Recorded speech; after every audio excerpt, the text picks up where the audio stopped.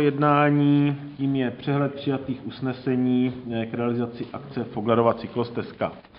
Takže prosím, v podkladových materiálech vidíte, jak bylo jednáno o Foglarově cyklostezce, včetně tedy toho, že jsme Foglarovu cyklostezku zahrnuli do rozpočtu na rok 2013 a takto byla prohlasována. Nicméně, aby bylo jasno, tak expressis verbis si dovoluji navrhnout tedy k tomu, že bere na vědomí, tak zároveň přednáším návrh tohoto usnesení. Zastupitelstvo města schvaluje investiční akci cyklostezka Ledeč nad Sázavou. Takže takto navrhuji, prosím, otvírám diskuzi k tomuto bodu programu.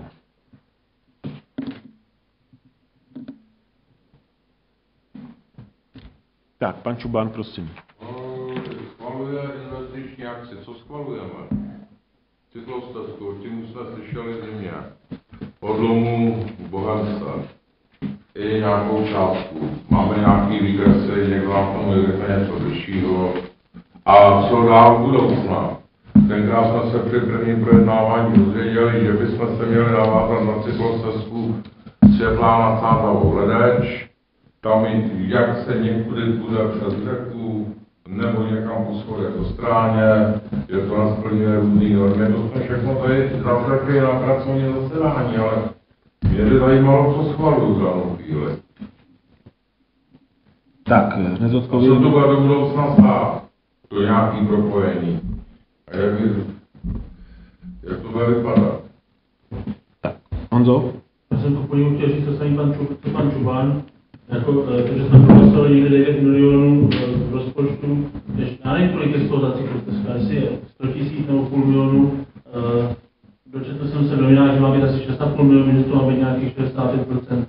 Ale já bych si představoval, že prostě my jako zastupitelé o této největší investici rozhodneme na základě nějakých podkladů. To znamená, že dostaneme podklady. Vážení zastupitelé, je tady šance dostat dotaci na takovou investiční akci, ta akce bude obsahovat tohle, bude odsaď a je tam nějaká možná návaznost. Pak já s tím nemám vůbec problém, já nejsem vůbec odpůrce cyklostezek, já spíš mě vadí se trošku zastupitelstvo obchází. Tak, já nevím, jestli Jirka k tomu by řekl víc, protože teď ona, že má to zgodná. Nějaký předběžný návrh. Tak, ale bavíme se, tak já jenom to zkusím nějak zhrnout, v této fázi se bavíme teda o trase v podstatě konec města Sluneční zátoka. Říkám to dobře? Říkám to dobře. Výhled pochopitelně je, že by se obě města, tedy Ledeč nad Sázavou a Světlá, spojila cyklostezkou. Myslím si, že by to bylo zajímavé, že by to dokázalo přitáhnout, ono se často argumentuje turisty, ale bylo by to zejména pro lidi, pro místní. A já jenom shrnu ještě ty argumenty, co tady padly posledně. Jako ano, nemáme dobrý chodníky v Letči. To nemá, žádný město nemá dobrý chodníky. Na druhou stranu, když k tomu budeme přistupovat tímto způsobem, tak já nemám sebe menší problém sebrat příspěvky z Úžce, sebrat příspěvky v středisku volného času a veškerým příspěvkovkám. Pak budeme mít krásné město s krásnýma chodníkama, ale budeme mít mrtvý město taky. A ty lidi nás pak ukřižou, nebudou nás mít rádi. Čili byla možnost sáhnout si na peníze na cyklostezku, tak jsme si na ní šáhli. Koukněte se dneska do té Světlý. Tam je plno. Bylo to překotný, takto, nemyslím si, že bychom chtěli jakkoliv obcházet zastupitelstvo. Nemyslím si, že by to byl můj styl práce, pevně doufám, že se ani nestane do budoucna. Jste zastupitelé, nás tady 15, my si musíme rozhodnout. V každém případě mluví se o tom už dost dlouho a já myslím, že dveře jak ke mně, tak místostarostci jsou otevřené. Kdykoliv jsme ochotní cokoliv vysvětlit do poslední kačky, do posledního slova. Že se dneska chtějí lidi bavit, to se chtějí bavit. Je ten trend, my ho nezměníme. Čili já už asi k tomu víc neřeknu a v každém případě prosím, dál otvírám diskuzi. Pan doktor Policár. Já bych velmi silně, velmi silný názor, abych podpořil vedení města, protože já si myslím, že A teď za chvilku se budu bavit o těch technikálích, o kterých jsem pochopil, že vy se hlavně bavíte. Já si myslím, že po dlouhé době, kdy jsme vyházeli prachy za jako ukradený prachy, když přišli z matky nebo z prodeje pozemků, voltaiky a tak dále, je to příležitost pro nás tady po sobě nechat něco skutečně smysluplného. Pro občany, hlavně tak, jak bylo řečeno, pro občany města hlavně. Že to přitáhne potenciál, já se vím o tom potenciálně propojeným projektu až do světa. Dali Bůh a zelený a respektive se zeleným klukům, ale klukům z ochrany přírody nás nechají projít někudy smysluplně stvořeno. Tak vážně jsme po sobě nechali památník. Nevím, jestli se to povede ještě vůbec nám, možná až příští Jo, já nevím, v jakých stádích je to vyjednávání o dotacích a tak dále, když jsem se neúčastnil důvodů. Že Světlá je poměrně nakloněná tomuto opravdu a dělá proto, myslím, kroky, jo. Aby oni pokračovali po proudu, aby zase proti proudu. To je skutečně pro od kočárku, když tam člověk je kolem a jezdíte naprosto poměrně často od kočárku přes inliny až po cyklisty, krásnou přírodou posázaví, středního posázaví. Já to vidím jako příležitost pro město. Jiná věc, a to s váma souhlasím, protože nemám dostatek informací, ale možná, že ty informace ještě ani nejsou k dispozici, to je jiná věc.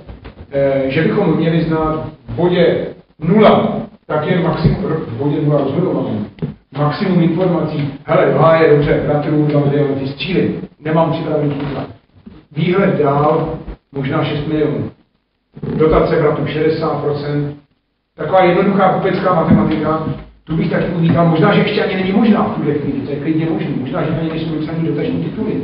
Jenom jestli byste mi, já s váma 100% souhlasím s vedením města, považuji to za naši příležitost. Jenom kdybyste mě teda, se omlouvám, mohli trošičku uvíct, že to je správný koncept, 100% souhlasím. Jenom možná vy máte určitě asi víc informací, těch dotačních a časových horizonty. Mluvíte se Světlou, jestli byste mi mohli malinko víc informací, prosím, k tomu hodit. Jinak já 100% souhlasím s tím, co jste řekli, a tou argumentací. Děkuji. Světlá dělá letos, pokračuje do smrčí. A studie je udělaná prakticky celá. Mělo by to jít ve Vilimovicích přes most přes řeku, kus podle Vilimovic a zase na druhou stranu na louku do Spořidel. Protože podle tratě to nejde. Tohle je nejjednodušší a nejlacnější. Jako vize existuje. Za první odpověď je vize existuje. A každý rok by se mělo... Dotační tituly mobilizovaný existují. Jo. Pavle, jenom v rychlosti tady bylo to strašně šibeniční. My jsme se dozvěděli na konci loňského roku, že ten dotační titul bude a měli jsme 14 dní na to, aby jsme se smolili žádost, zúčastnili se.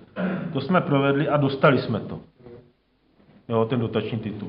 Jinak pochopitelně já se světlovským starostou mluvím, byli jsme spolu i na kraji a říkám, jako bylo by to fakt hezký ta města propojit. Že to bude stát peníze, jo, bude. Co dneska nestojí. Prosím tě, a dneska teda schvalujeme, jestli můžu jenom jednou holou, dneska schvalujeme naši finanční spoluúčast. Ne, to už jsme schválili. Dneska schvalujeme ty různý... Berem na vědomí a jednoznačně musí tedy vyjádřit zastupitelstvo souhlas s tím, že v této fázi souhlasí s tím úsekem, který se dělá, hranice města, Sluneční zátoka.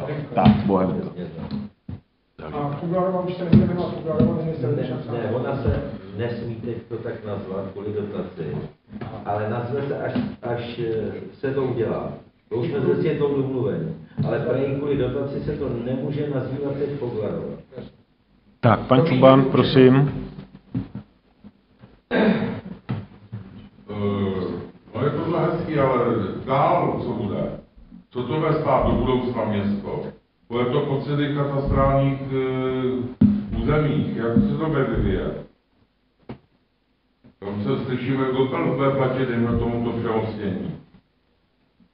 Krista pána člověče, mně připadá, že se zprobudil ten. Já jsem se neprobudil. Bavíme se o tím. Mluvíme o tím, že budou na to neustále dotace, ne? Já vím, ale co to bude stát do budoucna město? Já jsem nebyl od začátku roku proti, mám určitý výhrady a já bych tady, jestliže tady prodávám pozemek, tak tady mám katastrální mapu.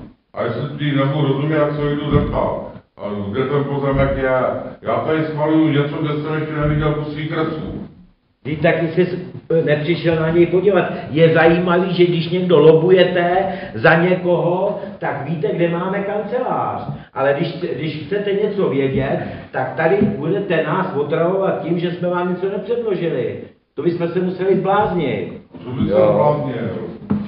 Tak to, No bodej by ne, jako člověče, mně to připadá, opravdu, že jsi se probudil, tak člověk schání peníze, ty tady sedíš celý 4 roky jak pecka, rozumíš, a ještě budeš žvanit, no. Já nežvaním. Žvaníš. Nežvaním, to nám to posledně a starosta tamhle posledně řekl, že dostaneme nějaký podklady. Tak podklady máme, to jsme všechno proto zvedli ruku. No, že jsou v rozpočtu vyšleněny. Tak pro to ruku nezvedej a je to vyřešený, protože to je jenom tvoje výmluva. Nic jinýho. No. Tak, já jenom v rychlosti budu reagovat na ty 2 výtky. Já nevím, co by to stálo. Když dneska vypišujeme jakýkoliv výběrový řízení, já nevím, co to bude stát, protože nevím. Nevím, jak se to vysoutěží, já vůbec netuším, jak se budou vyvíjet ceny stavebních, jak se budou vyvíjet ceny stavebních prací. Možná to stát zapráskne, tak pak jako do toho nepůjdeme. Ale teď mluvím já! Pardon. Tak. Takže já fakt jako nevím, jak se to bude vyvíjet. Nevím, třeba se zvýší podpora státu, nebo naopak se umenší. Jako musíme pracovat s tím, co máme. S tím, co máme teď. To je věc jedna. A věc druhá, ke poslední zastupitelstvo se tady strhla jakási mela, že se o tom celkem nic neví. My jsme se jen snažili dát vám dohromady na papír, jak se co schvalovalo. Já myslím, že takto znělo zadání a takto jsme to zadání splnili. Pak, když chcete výkresy jsou u majetkářů, pracuje se na tom, kdykoliv je vás 15, kdykoliv každý z vás může přijít a kouknout se na to. Přece tady není nic tajného. Může jakýkoliv občan města se přijít na to kouknout, stejně tak vy, notabene jste zastupitele.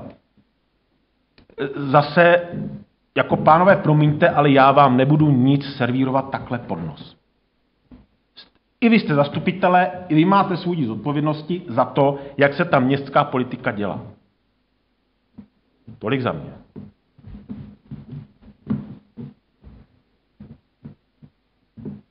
Tak, pan doktor Policár. Já budu jen krátký. Pro mě je podstatný pro zastupitele pro rozhodování za prvý, že to je skutečně příležitost. Za druhý, že existuje koncept, že se ví, že ty cesty se jednou mohou někudy potenciálně. Existuje studie, se můžou. A samozřejmě je úplně nesmysl a základní neznalost. Očekávat, aby jsme vy nám řekli, až budeme stavět úsek z vozidla, třeba vím, za prvý, kolik bude stát, jestli budou dotace, to může být za 3 roky, za 5 let. To je úplně řádový nepochopení situace. A teď se bavíme o úseku 2 kilometry. A pán mu zaplať za něj. Pán mu zaplať za něj, když se maminky s kočárkama a děti a nevím to všechno, budou za město moc zebrat a tamhle vypadnou do přírody, kde nepřejde auto a navíc tam bude hezky. Pán mu zaplať. To bychom tu nemuseli sedět, aby jsme pro tohle nehlasovali, a nebo jsme úplně všichni. Děkuji srdečně. Tak, Honzo Drápela, prosím. Já ještě si dovolím jednu poznámku. Já si myslím, že mám nakonec ještě nejvíc tohle sále i na inline, takže já vůbec zásadní problém nemám s cyklostezkou, samozřejmě přivítám. Bohužel snažíme se zprůjezdnit jediný zprůjezdněný úsek, ale to je prostě, to chápu všechno technicky. Já akorát proto nebudu hlasovat z jednoho důvodu, protože já nebudu hlasovat pro něco, když nevím za kolik a co dostanu. Jo. Já jsem, tady, vy říkáte, že to prohlasovali, tady nějaká částka 9 milionů na 4 věci. Jo, já prostě nemám problém odhlasovat usnesení v duchu, zastupitelstvo dává mandát odboru majetku nebo někomu, aby pokračovalo akci cyklostezka, ale jako teď, abych odhlasoval cyklostezku, když nevím, kolik bude stát, jaká bude. Na každou ptákovinu dostáváme 6 stránek podkladů a najednou tady poslouchám, že vlastně na to podklady dostávat nebudeme. Jo, teď tady je kvůli nějaký garáže, tady je 8 listů a 4 a na cyklostezku za 6 milionů nic nedostaneme. Je to budíš, jo, já nemám problém pro to dojít, ale Zatím fakt nic nevím, a proč bych hlasoval pro něco za 6 milionů nebo za 10, kolik tady padlo, nebo za několik, nevím, co to vlastně je a jak to bude vypadat. Samozřejmě, jak říká pan Dvořal, já prostě tu ruku nezvednu a na to mám právo a... To taky nikdo na tobě nechce. No, já taky říkám, že... Podívej se, jak jste hlasovali kolem Billy. Vy chytrolíni, vy byste si tam teď měli denní tu klíze, ten bordel, kolem těch schodů. To je vaše práce, jo, jak jste chtěli zachovat kino. A to jsme to dopracovali, co? Totiž to je vaše práce. Ještě štěstí, že ty jsi nebyl v zastupitelstvu, když se stavěl Zimák, jo. Že ty jsi zásadně proti všemu obráceně. Podívej se to kino, já bych vás to denně nechal uklízet. Ty vaše schody, o kterých jste bojovali. Vy chytrolíni, Semerát a spol. Tak Kdybyste pana místostarostu uklidnil, já jsem řekl svůj názor a... Já ho říkám taky. Je akorát, že ty víte, že to takhle nebylo a jestli budete pokračovat s těma výpadama ohledně Billy, tak já zveřejním, jak to bylo s Billou. Proč se ta Billa změnila, proč se změnila smlouva. Nebylo to vůbec kvůli nám, a vy to dobře víte. Jenom to Já nic nevím, jen vím, že to bylo kvůli vám. No, tak to nemáte. Nic víc. Jo. Tak přátelé, už jsme se dostali od Folgerovy cyklostezky někam, kam jsme asi nechtěli, tím pádem já končím diskuzi na toto téma a dovoluji si přednést návrh usnesení. Jednak tedy zastupitelstvo města Leč nad Sázavou bere na vědomí informaci o přijatých usneseních k realizaci akce Foglarova cyklostezka a zároveň zastupitelstvo města schvaluje investiční akci cyklostezka Ledeč nad Sázavou. Prosím, hlasujme o tom, jak jsem přednesl.